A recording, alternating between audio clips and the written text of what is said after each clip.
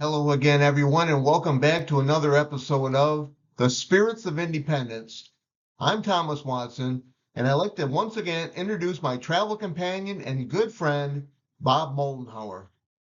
When our last show ended, Bob and I had just fallen asleep in our hotel room in the town of Lithicum, Maryland, just outside of Baltimore. The two of us were anxious for the following day as the most anticipated, yet possibly the one sight that could put a wrench into our entire trip was slated to begin at high noon just west of Ellicott City, Maryland. So without further delay, as we know the suspense is stifling, please sit back and enjoy the show.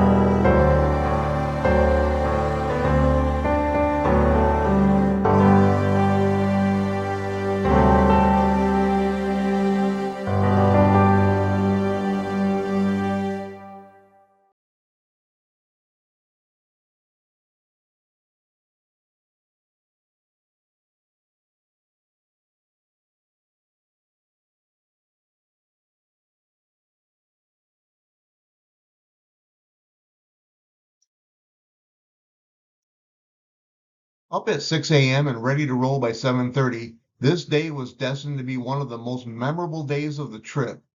Bob and I had a scheduled 12 noon rendezvous with Charles Carroll of Carrollton, entombed at his country estate, Doughoregan Manor. With 4+ hours to kill, the two of us figured we would start the morning off at historic Fort McHenry and then find the grave of signer Samuel Chase, and still have plenty of time to make the 20-mile journey out past Ellicott City to the signer's historic home.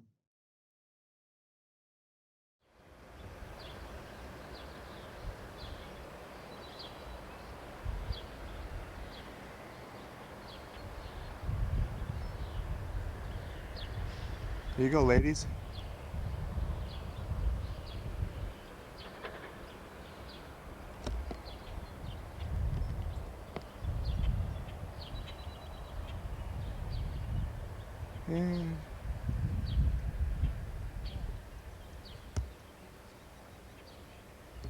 And there's Fort McHenry.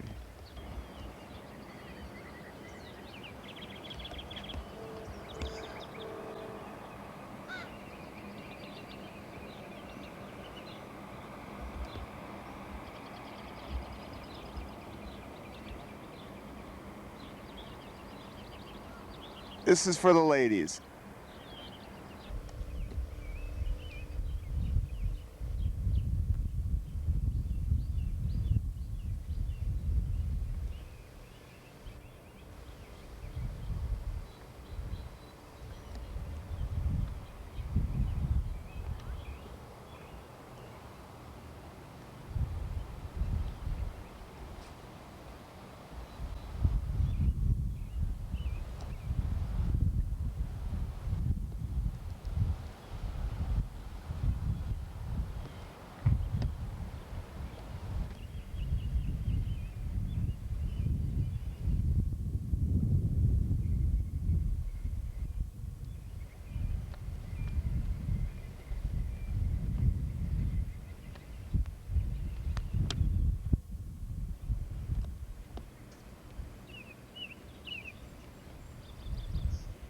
Okay, let's go into the fort. Cub Scouts with us right now. Yeah.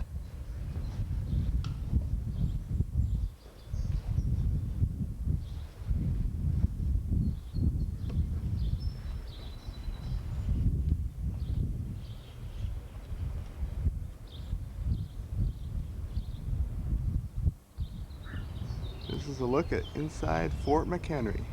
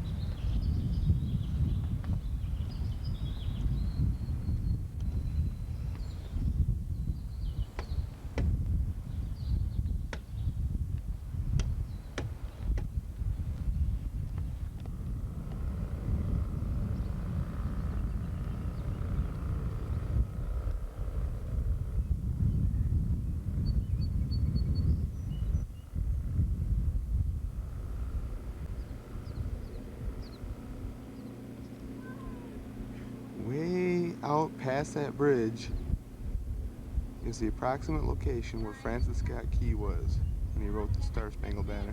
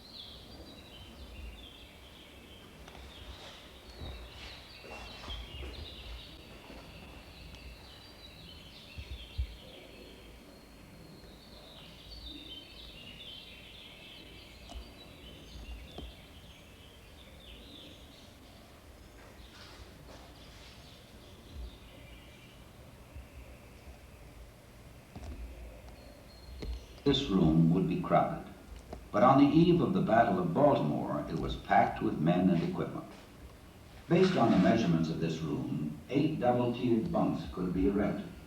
Since each bed held 2 men, 4 men per bunk, this room could accommodate 32 men, twice the number it accommodated in normal times. At the end of each bunk was an equipment rack for the men to store their gear.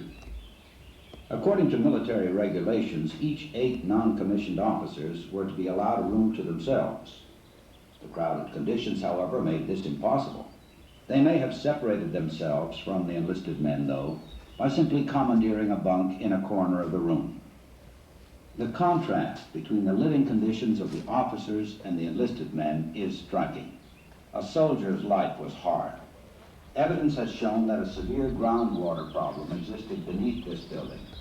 This may have forced them to cook upstairs. It also caused the floor to sag badly. The rooms in this barracks were overcrowded and had decaying floors. Very poor quarters indeed for the men who would defend Fort McHenry and Baltimore from the British.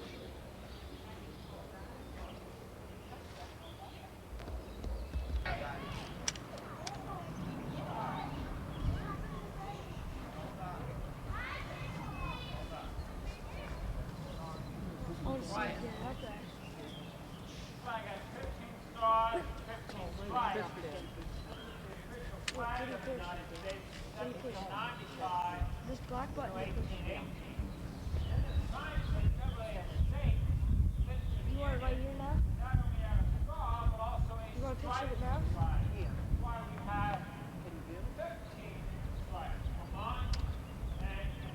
Don't tell me you did it. However, by 1812,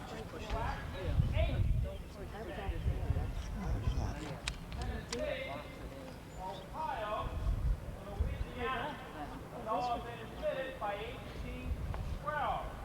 For some reason, Congress never got around to add those to the extra to the flag. So although it has 6 stripes, it was actually 18 states.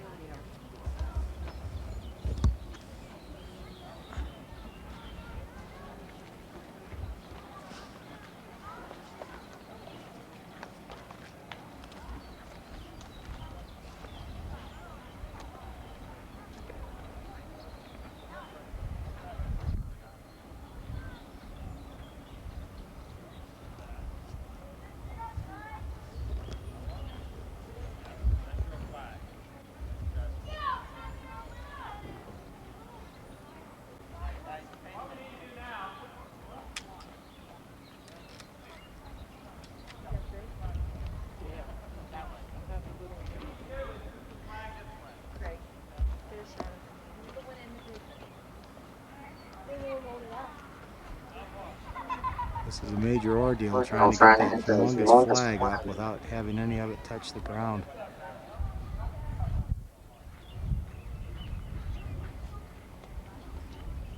Especially when you got a bunch of young Cub Scouts trying to do it.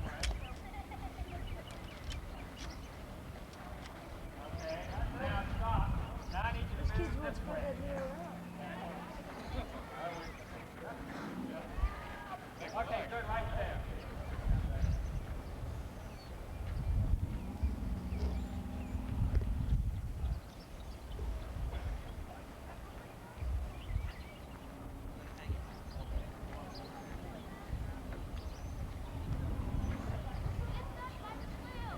Now what's going to happen is we'll slowly start raising the flag, and I want everybody to hold on to it. When I say let go, just let go of it. Start raising.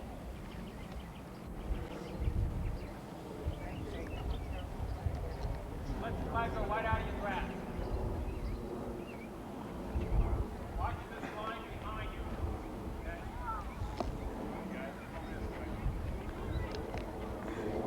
Hey guys, get up.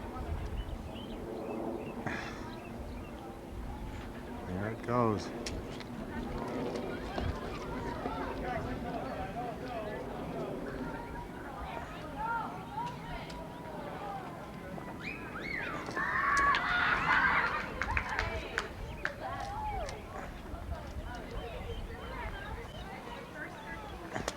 It's bigger than the flags at auto dealers back in Michigan. And there it goes.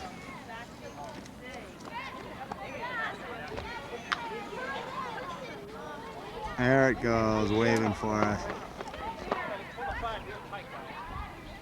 And a fly bite me. And a fly bite me in the leg.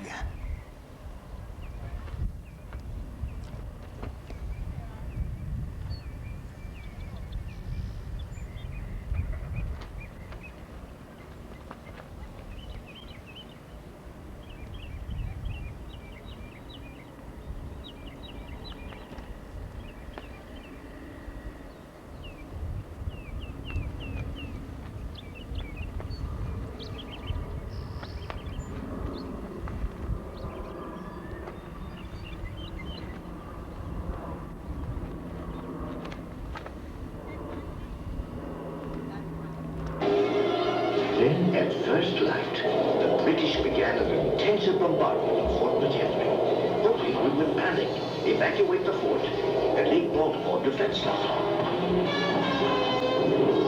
Major George Armistead, commander of Fort McHenry, ordered a battery of guns to open fire.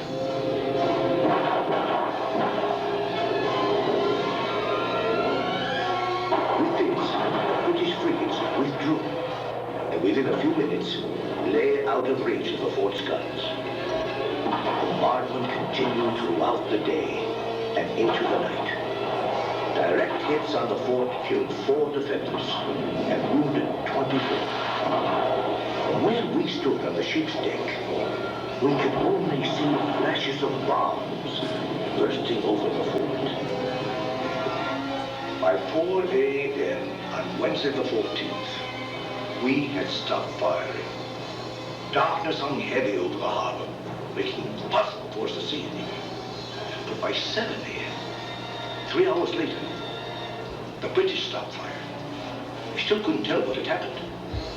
Then, in the distance, we heard the sound from the fort's morning gun. We saw a giant American flag over the fort. We'd survived the onslaught. The British were leaving. Key, an eloquent writer, attempted to describe that September morning in a short poem. He penciled down the first few lines, expressions of relief and pride in America. None of us knew then that the defense of Fort McHenry would cause the British to leave, or that Key's poem would become a famous reminder of such a great victory.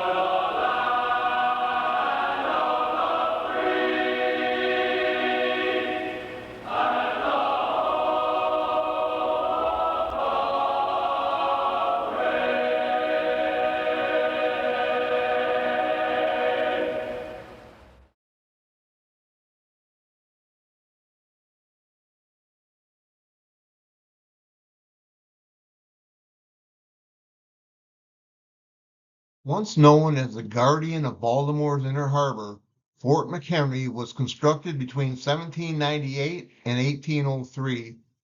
For 25 hours on September 13th and 14th, 1814, British ships of war fired bombs, rockets, and cannonballs at Fort McHenry.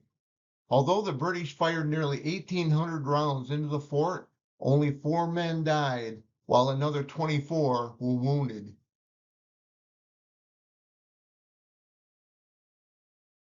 A young Georgetown lawyer by the name of Francis Scott Key had sailed up the bay on a 38-gun British frigate in an effort to secure the release of a close friend who was held captive by the British. As the fleet entered the Patapsco River, Key and his companions were ordered back to their own boat. From there, Key witnessed the bombardment of Fort McHenry. After dawn on September 14, 1814, the British guns ceased firing, and the sight of the giant American flag flying over the fort inspired Key to write his famous poem. Luckily, Key didn't begin his poem with the words, "Oh, say can you see that big flag in front of me?"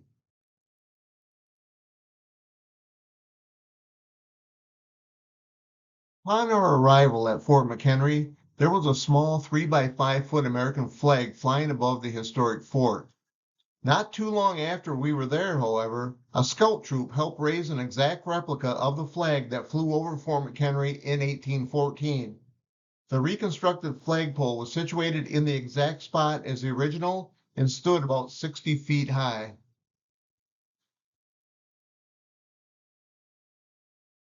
In 1814, Major George Armistead ordered a flag so large that the British will have no difficulty in seeing it from a distance to be flown over the fort. Mary Pickersgill of Baltimore was commissioned to construct the flag, and with the help of her daughter, Caroline Purdy, they sewed the giant woolen flag. The Pickersgill flag was so big that each of its 15 stars were 2 feet across and tilted slightly left and right instead of being straight up. And each of the 8 red stripes and the 7 white stripes were 2 feet wide as well.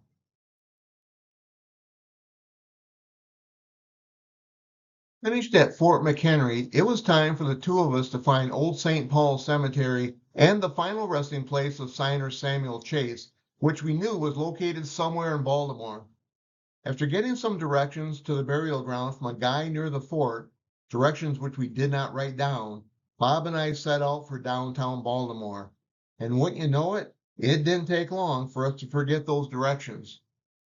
For the next 20 to 30 minutes, we drove aimlessly around Baltimore looking for old churches, and the only thing we seemed to find was a 178-foot tall Washington Monument, which we drove past several times.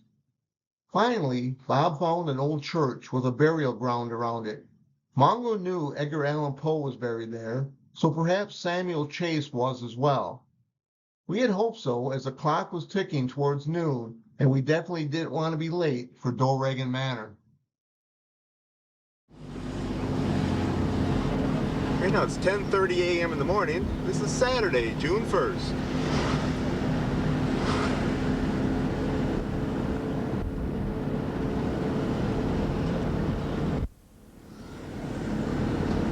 We're still on Light Street. Traveling on Light Street. I'm looking for Calvert. And I think I see it. Yeah, Light Calvert Street straight ahead.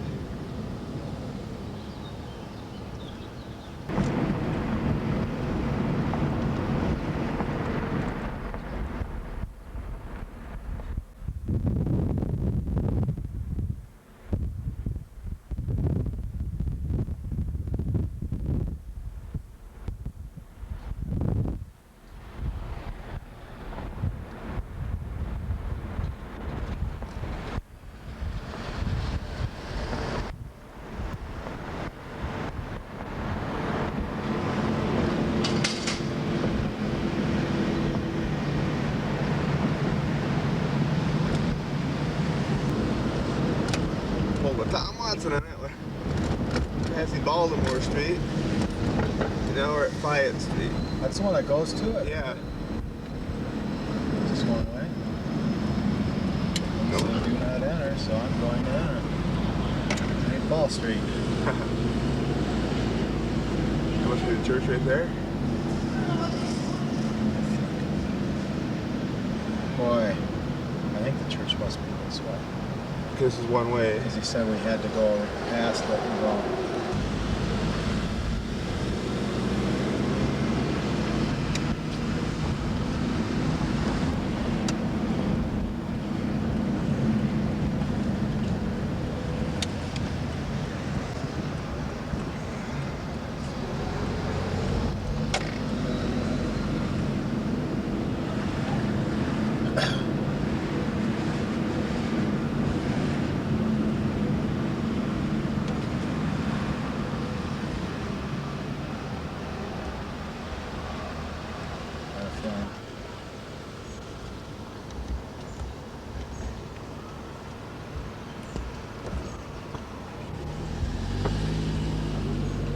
Should have a spire on it that we can see from a few blocks away, but they got all these other tall buildings around.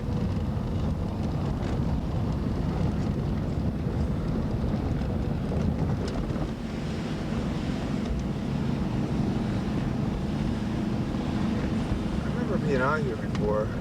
Actually heading out towards Memorial Stadium, if I'm not mistaken. I feel like that might be it right down there. I'm gonna cause Bargain accident. Oh boy, that one's way too tall. Another mistake. Alright, we're in the same parking spot front than I had last time.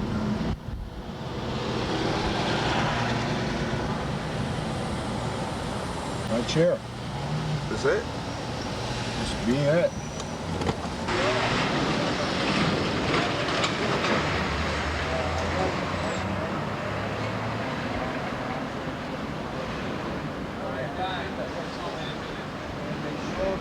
I think here, a picture of the grave and then we'll drive to the place. Just inside the front gate here, right off Green Street.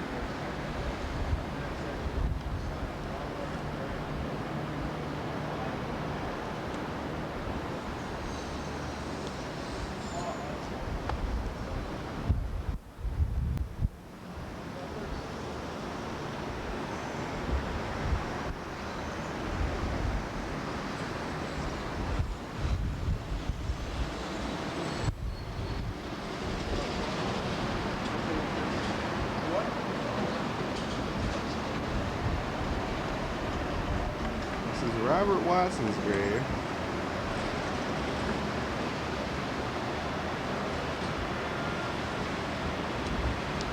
Right next to Edgar Allan Poe's grave.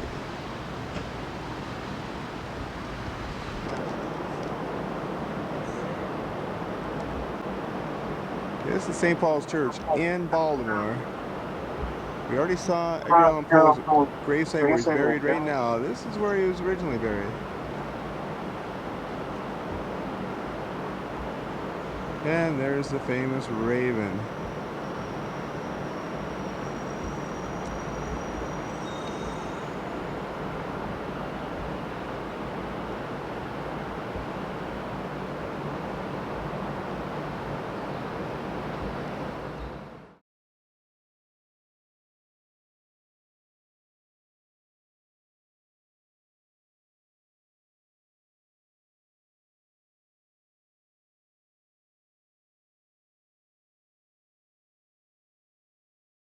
As soon as Bob and I walked through the gates to the churchyard, which we had hoped was Old St. Paul's, we saw the gravesite of famed poet Edgar Allan Poe. Poe had died at Washington College Hospital in Baltimore at the age of 40 on October 7, 1849. The cause of his death remains a mystery. Then, still in search of Samuel Chase's grave, which we had hoped was somewhere in that burial ground, we found the original burial marker of Edgar Allan Poe, which was located towards the back of the churchyard. Poe's body was buried here until 1875, when it was dug up and reinterred in its final resting place near the front gate. After a little more time invested in searching for Chase's headstone, the two of us were finally informed that we were actually in the Westminster Presbyterian Church and Burial Ground, and not at Old St. Paul's.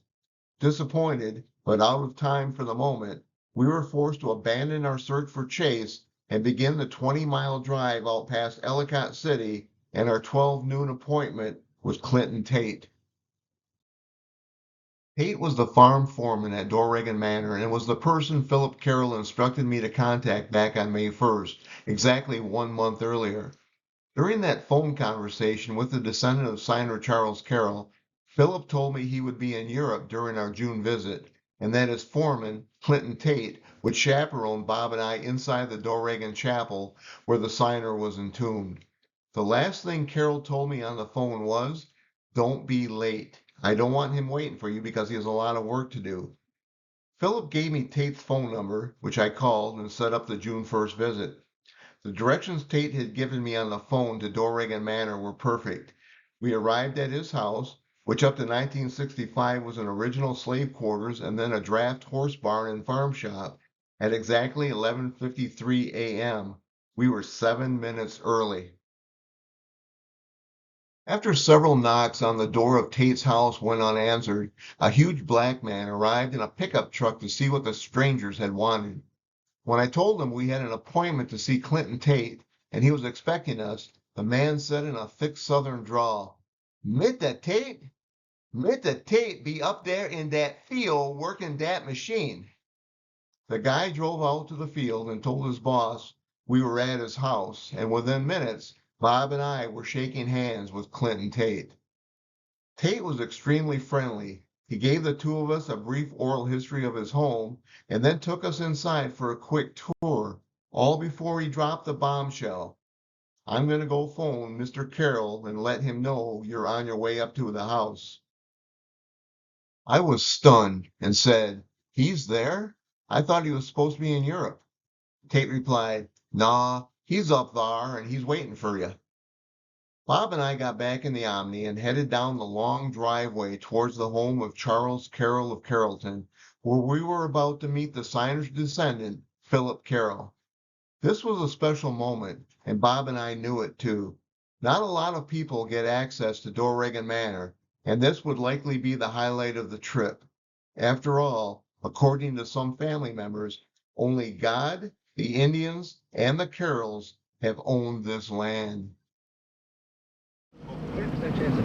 Okay, hopefully this is Manor Lane. If it is, it is. I see it. 95 for the night, partly cloudy, 30% chance. That road is not good right there. Private road dead end, but we got permission. Now get this, Sunday, partly sunny, There it is, right there. seasonably warm. Seasonably warm. Less humid, Sunday's high around 85. Right now, Heathgate Weather Machine says 83.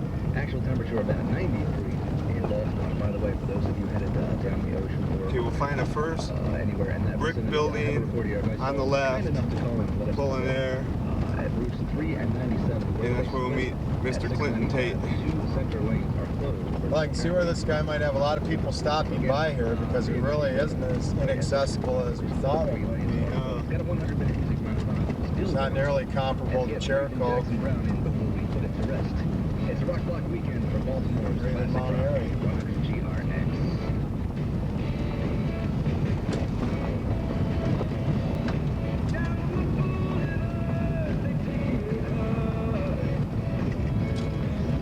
Wonder if Philip Carroll went on his trip, or if he's going to actually be here. It don't seem that. I would really like to meet that character. It was 1 month from today that I called him. Well, like all these other signers, they like to live way in the heck off the main road. Way the heck off.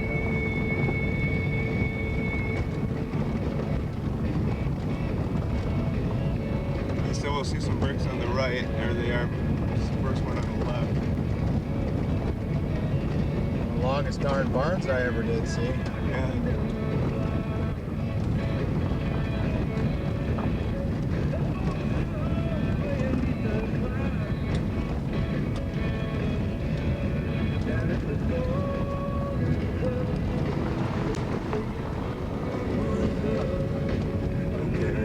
Something Looks like it's just a small, big greenhouse. yeah, I see a brick building up there. We got a police car out there.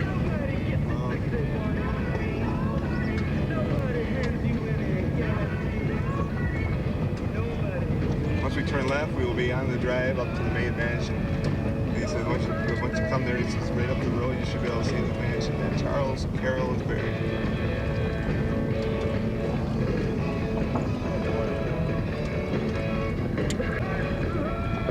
Yeah, I believe here.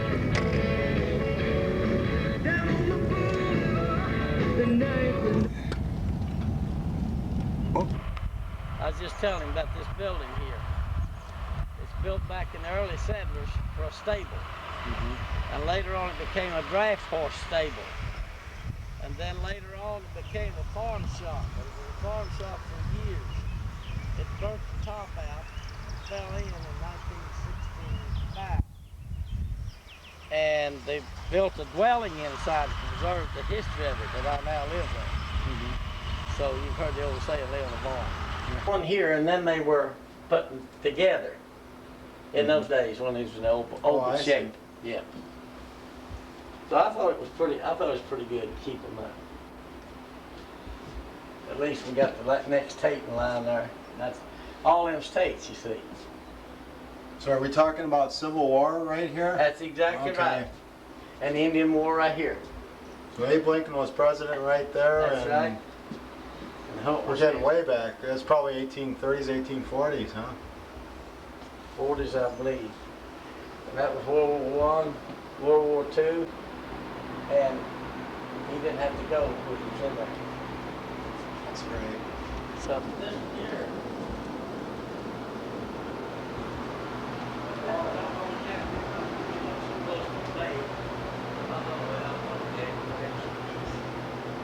My wife painted this from her first painting.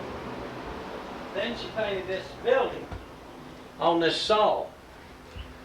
She's a talented lady. She painted that first, then she painted this. Then she painted that with a bird dog in it. And the birds, the whole thing. That's really an original idea. I've never seen anybody do artwork on saws like that. That's really neat. For a beginner, that's pretty good. That's I think. darn good. Really do. And these two gentlemen right here were taken in a man's backyard down here on 144. Mm. And then 2 cars killed them in 3 days.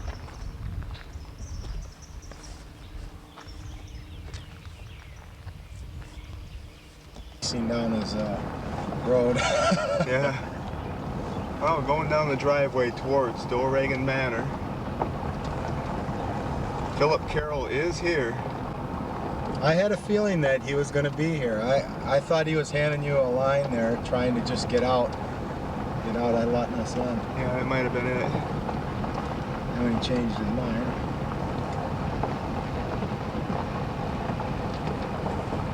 Yeah, I hope you don't read us a riot act after we leave about that. Making this the last one. Hope he doesn't give any crap about the I think video. we'll introduce ourselves and right off the bat just tell him how appreciative we are of what he's letting us do. Yeah. Sorry about imposing on him and all that. Glad to meet him type stuff. What a pleasant surprise it is. We'll have all this on tape.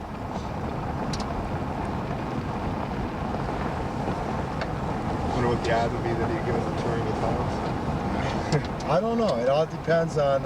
He wanted to meet us. He didn't want. He could have just blown us off and let the other guy put up with the hassle. So Yeah. either he wants to meet us to prevent us from doing stuff, or he's excited. He's changed his mind and warmed up to the idea. Yeah, it's one of the two. There he's waiting right here.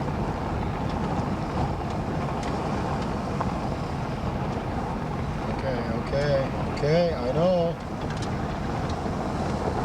Looks eccentric. There's the chapel. Yeah. Didn't that gentleman just tell us to go to the left? Yeah. Okay. That's because he sits by this kitchen. Better park exactly where he wants us to.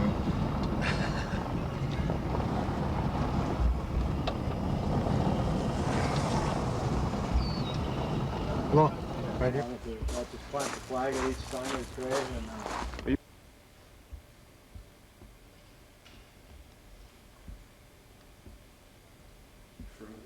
Also, it's important that I know personally anyway that it's been, if the picture didn't come out, I still know that my declaration has been here, and that's in my mind the primary thing. The picture is kind of, it's really nice, but if I know that I've accomplished my task, that's the main thing.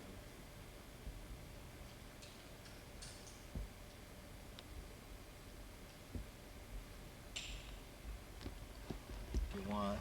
All right. So we're just, what are we doing now? Just heading back to 40. And Yeah.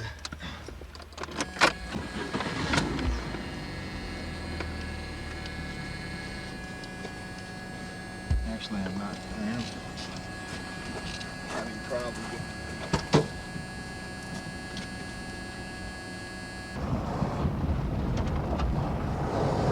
And how many of you home viewers think that he's actually going to Europe right now? Try and slow it down a little bit. I might stop. We're never coming back here, right? And I might just stop and take a picture of the house. There's no house to take a picture of. Well, we did the best we could. You know, that guy was not going to give us a break. No.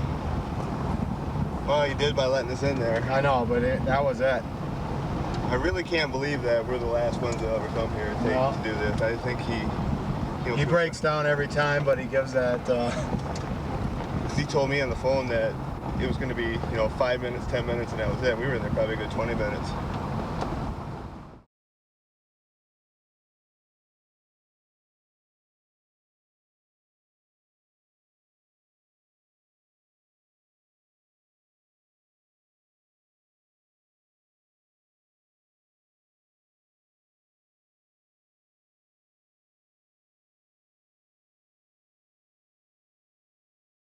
Although I had kept the video camera running during our entire approach to the historic home, Bob and I quickly discovered that didn't make Philip Carroll very happy, especially when he said in a scolding tone, "You wanted to see the grave, right?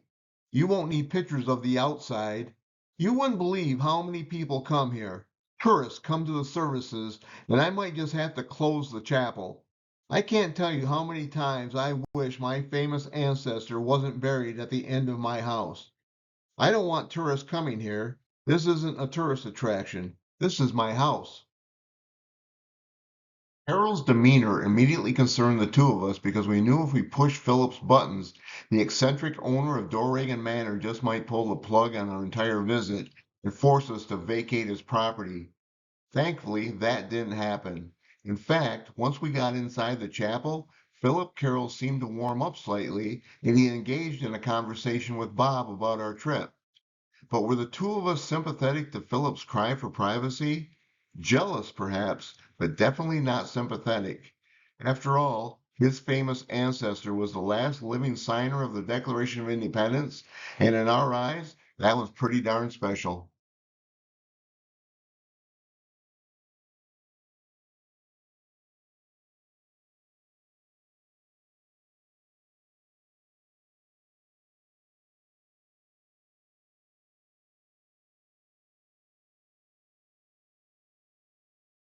Charles Carroll of Carrollton was a planter, a Maryland delegate to the Continental Congress from July 4, 1776 to 1778, a Maryland senator, and a member of the United States Senate.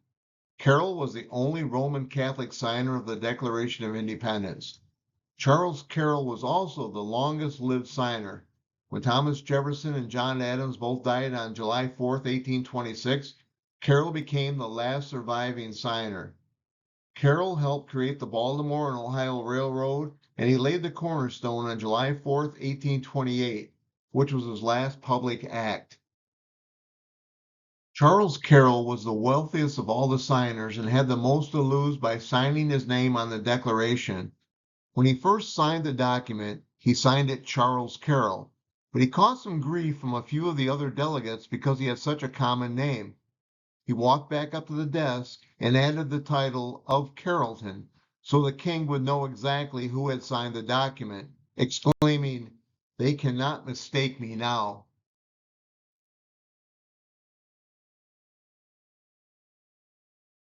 Charles Carroll died on November 14, 1832 at the age of 95 in Baltimore. After a funeral service in the Baltimore Cathedral, he was laid to rest in the chapel at his country estate, Doughoregan Manor. Carroll's ornate crypt was located in the wall just to the left of the altar in the small chapel. Upon his death, President Andrew Jackson closed the federal government, an honor accorded only once before, and that was to honor George Washington.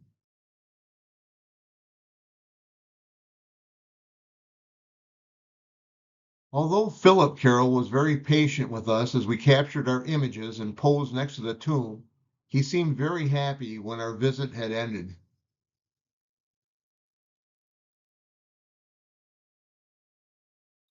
This stop could have been a deal breaker for our entire quest, but once again, it seemed evident we were being helped. Our visit to the Doughoregan Manor Chapel and the tomb of Charles Carroll marked the 18th signer's grave of the trip, and we had only 38 left to find, including the elusive Samuel Chase back in Baltimore. Bob and I knew before we left Michigan that the Carroll stop would be our toughest challenge. The last 38 signers should be a piece of cake. But that was before we realized what chaos it would be to find the final resting place of Samuel Chase. After we left Doughoregan Manor, we decided to postpone our search for Chase and take advantage of our location by heading north for York, Pennsylvania, which is only 50 miles away.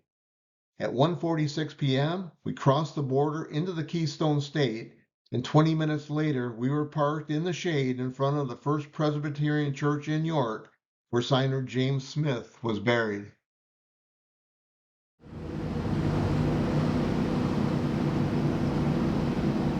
I think this be it up here. I think it might be. Does look familiar. Yep, it is. I'll be dang. First Presbyterian. I see the sign up there for James Smith's grave. Looks like we parked right out front there.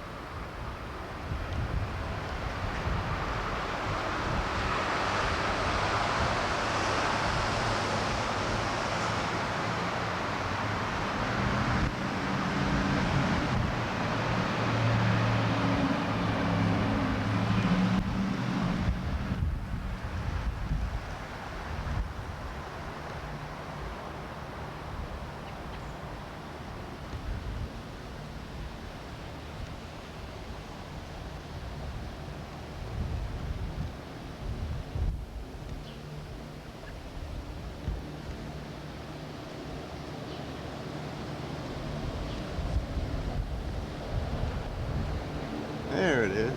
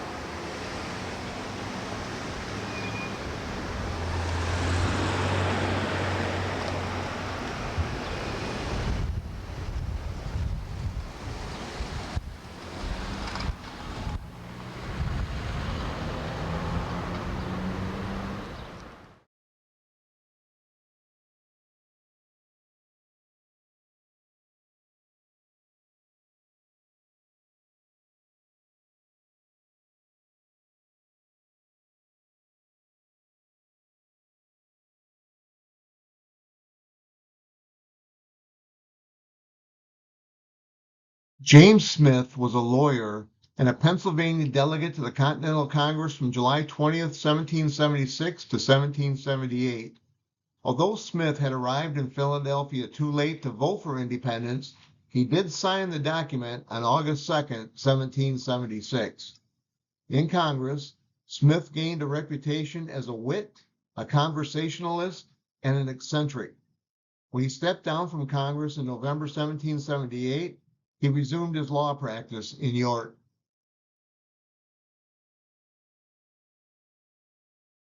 James Smith died in York on July 11, 1806, at the age of 86.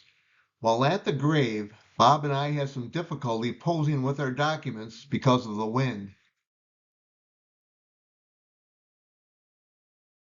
In fact, the wind was so strong that as I held my unrolled document against Smith's tombstone, it developed a tear at the top and down to the words, "In Congress."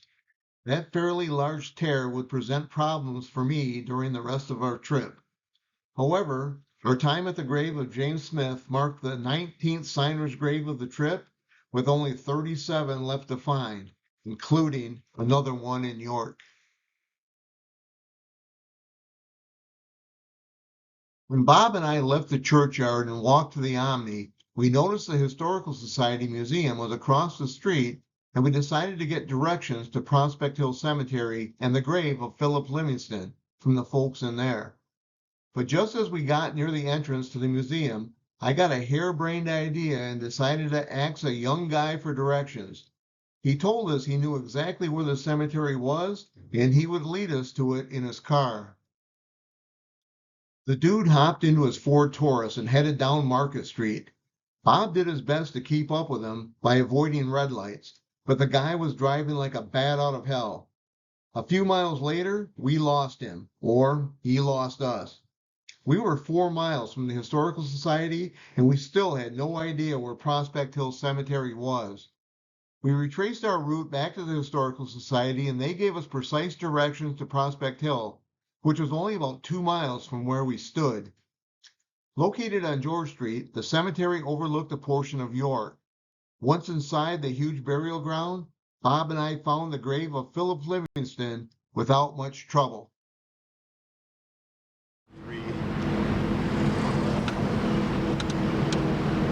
There's 301 right now.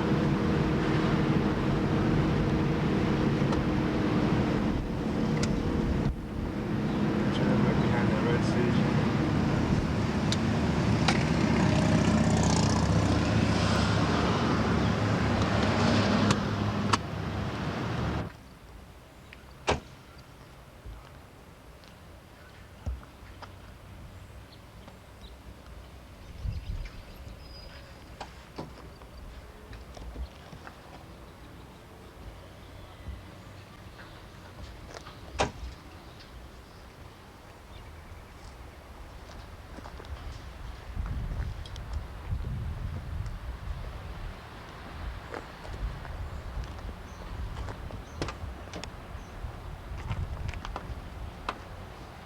Here we are in Prospect Hill Cemetery. It took us a long time to find this baby.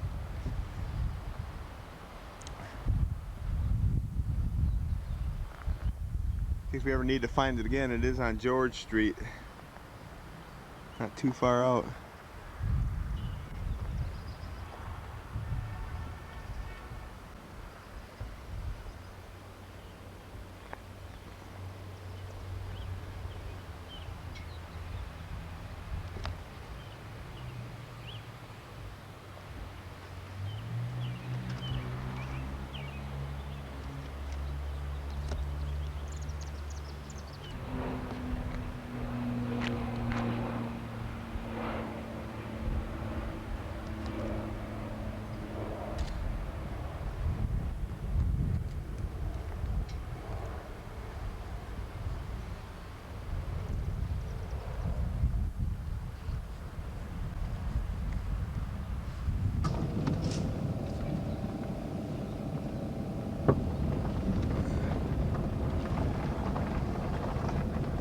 We're going to take one last look at the grave of Philip Livingston as we're leaving Prospect Hill Cemetery.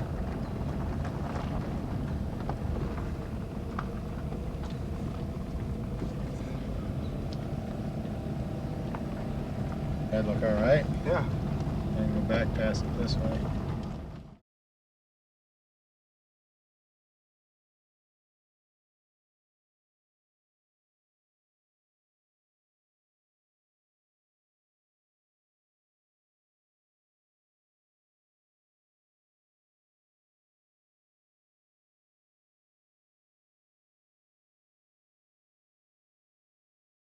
Philip Livingston was a merchant, a statesman, and a New York delegate to the Continental Congress from 1775 to 1778. Livingston was conservative in politics and at first opposed independence. Philip was absent from Congress during the votes on July 1st and 2nd, 1776, perhaps on purpose, even though the New York delegates abstained from voting on the independence issue. On August 2nd, 1776, Philip Livingston did sign his name to the Declaration of Independence.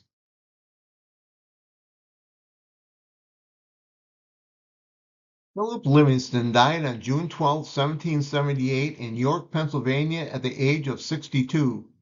Livingston was the third earliest signer to die, after John Morton and Button Gwinnett.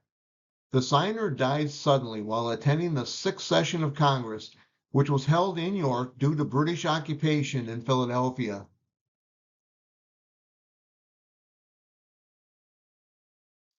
That made me think to myself, Philip Livingston was born in New York and died in Old York. Our visit to the grave of Philip Livingston marked the 20th signer's grave of the trip, with only 36 left to find, including the elusive Samuel Chase, which was where we were headed next. With our York task completed, Bob and I headed south back into Maryland for another stab at finding Samuel Chase. Well, we just left York about 19 miles ago, and we're heading back into Maryland. Got some unfinished business to do in Baltimore.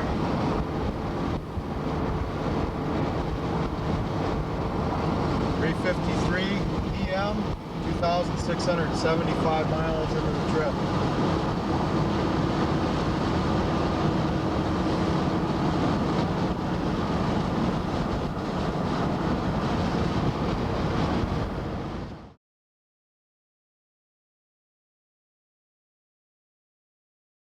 We arrived in downtown Baltimore at 4:30 p.m. and the two of us were hell-bent on finding St. Paul's Church.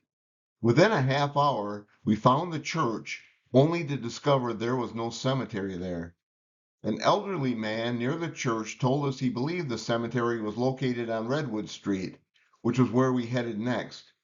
We parked the Omni at the corner of Charles and Redwood Streets and walked the entire 2 or 3 block stretch of Redwood, but found no cemetery. We retraced our steps back to the Omni, and again, not a sign of a burial ground. We stopped a few pedestrians along Redwood and asked if they knew where Old St. Paul's Cemetery was, but none of them wanted to talk with us. When the people of downtown Baltimore refused to speak with us, Bob and I figured since it had been so hot that perhaps we smelled bad. We once again drove blindly around downtown Baltimore, crisscrossing its one-way streets, but with no luck. Was this it? Was this the end of our quest? Would Samuel Chase prevent us from completing our endeavor? Bob and I were tired, hungry, and at a loss for ideas. We needed our guiding spirits of independence more than ever. We decided to return to the same Motel 6 that we had stayed the previous night. We grab a bite to eat and then cool off in the pool. After we dined on some gourmet cuisine at Burger King, Bob and I headed for the pool at the motel.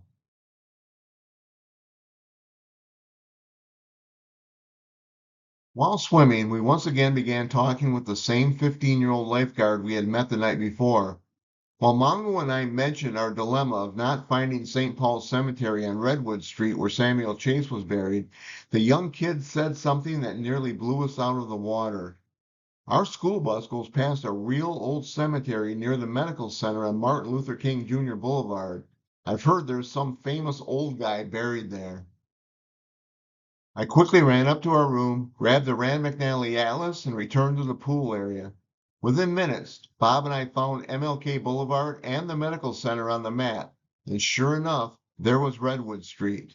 It seems over the years, Redwood had been divided, likely to build that medical center, but we had no idea. Our spirits of independence once again worked their magic. We thanked the young lifeguard and headed up to our room with a newfound bounce in our steps. Bob and I were confident we would find the grave of Samuel Chase first thing in the morning. It seemed good to have the spirits watching over us. They had made our quest a challenge, but they refused to let us fail.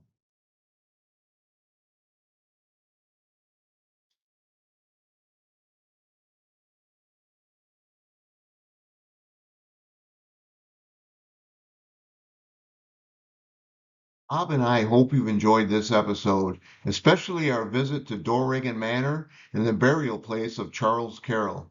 A special thanks goes out to Philip Carroll as well as Clinton Tate for making that stop a memorable one. On the next episode of the Spirits of Independence, we'll continue our search for Samuel Chase before we head to our nation's capital for a close-up look at the original Declaration of Independence. This will be an episode you won't want to miss. Please do us a favor and subscribe to this channel and hit that like button below. Thank you for watching, and we'll see you on the next episode of The Spirits of Independence. So long.